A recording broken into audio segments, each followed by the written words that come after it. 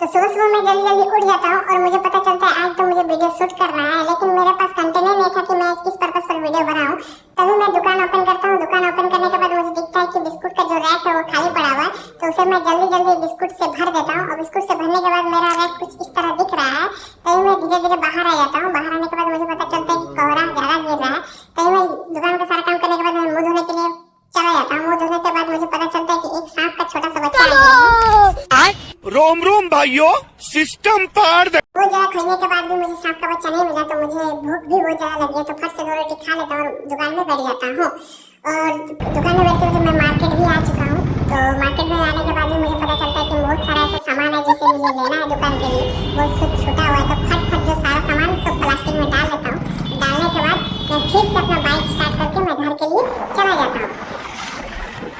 First video में आप लोगों ने बहुत ज़्यादा प्यार दिया, बहुत बहुत धन्यवाद आप सभी का। तो और हमारा वीडियो में